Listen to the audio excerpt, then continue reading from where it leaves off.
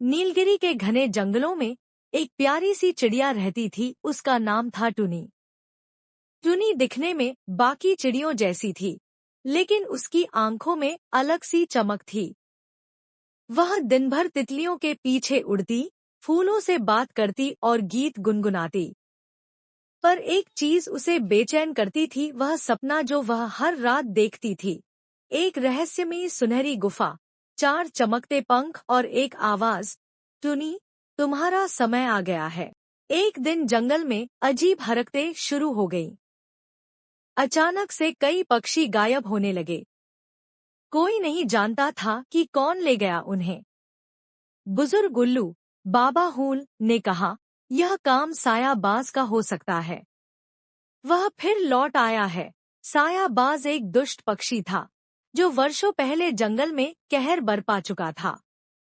उसे तब जंगल की 4 पवित्र चिड़ियों ने मिलकर बंद किया था, और अब वो चारों गायब थीं। जंगल की सभा बुलाई गई। वहां तय हुआ कि टुनी को उन 4 पवित्र चिड़ियों को ढूंढना होगा। तुम उनमें से एक की वंशज हो, टुनी, बाबा हूल ने कहा। तुम्हारे भीतर कुछ है जो इस जंगल को बचा सकता है। टुनी डर गई, लेकिन वह जानती थी कि वह भाग नहीं सकती। टुनी सबसे पहले पहुंची जल जंगल, एक रहस्यमय दलदली इलाका जहां हर आवाज गूंजती थी। वहां उसे मिली मीरा, एक गीली पंखों वाली चिड़िया जो अपनी याददाश्त खो चुकी थी।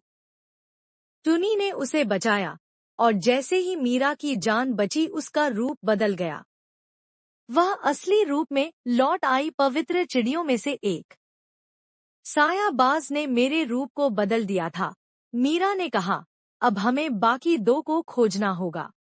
पत्थर घाटी में उन्हें मिली झूमी, एक झगड़ालू चिड़िया जो पत्थरों पर सिर मारती रहती थी। पहले तो वह टुनी से भिड़ गई, लेकिन टुनी ने उसकी आंखों में देखा वही चमक। तू मुझे क्यों नहीं डरती? झूमी ने पूछा। क्योंकि मैं तुझे पहचानती हूँ, टुनी ने कहा। एक गीत और एक स्पर्श ने झूमी को उसका असली रूप लौटा दिया। अब 3 चिड़िया थी, टुनी, मीरा और झूमी। यह सबसे खतरनाक जगह थी। उल्टा पहाड़ पर कोई सीधा उड़ नहीं सकता था।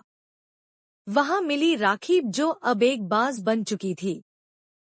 मैं अब रक्षक नहीं, शिकारी हूँ, राखी ने कहा। टुनी और उसकी टीम ने राखी से लड़ाई नहीं की, बल्कि उसकी पुरानी यादों को जगाया। राखी फूट फूट कर रो पड़ी, और तब उसकी असली शक्ति लौट आई। अब 4 पवित्र चिड़िया एक थी। चारों मिलकर काली गुहा में पहुंची, जहां सायाबाज बंद था। लेकिन यह एक जाल था। सायाबाज कभी बंद हुआ ही नहीं था, उसने वर्षों से सबको धोखा दिया था। वह टुनी को ही ढूंढ रहा था, क्योंकि टुनी के पंखों में थी 5वीं चिड़िया की आत्मा, जो साया को खत्म कर सकती थी।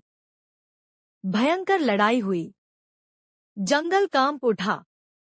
टुनी घायल हो गई, लेकिन उसने अपनी पूरी शक्ति से गीत गाया, वही गीत जो उसकी माँ गुनगुनाती थी। गीत के साथ एक तेज रोशनी फैली, और सायाबाज की काली छाया जलने लगी। चारों चिड़ियों ने मिलकर साया को हमेशा के लिए नष्ट कर दिया।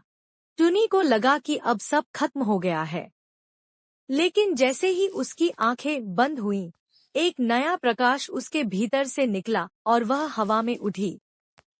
टुनी अब 5वीं रक्षक बन चुकी थी। उसकी आंखें चमक रही थी, और उसके पंख अब नीले, सुनहरे और रजत रंगों में चमक रहे थे। जंगल की सभी चिड़िया उसे देखकर गा उठीं। और तब से टुनी सिर्फ एक चिड़िया नहीं रही, वह जंगल की पहरेदार, गगन की संतान और साया के अंत की कहानी बन गई। इस कहानी से हमें सीखने को मिलता है कि खुद पर विश्वास रखना चाहिए, डर से भागना नहीं, बल्कि उसका सामना करना चाहिए। जब हम मिलकर काम करते हैं, तो बड़ी से बड़ी मुश्किल आसान हो जाती है। अंत में अच्छाई की हमेशा जीत होती है। हर कोई बदल सकता है, बस उसे अपनापन और सही दिशा चाहिए। और सबसे जरूरी, हर किसी के अंदर कुछ खास होता है, बस उसे पहचानने की जरूरत होती है। अगर कहानी पसंद आई हो तो लाइक, शेयर और सब्सक्राइब जरूर करना। Thanks for watching.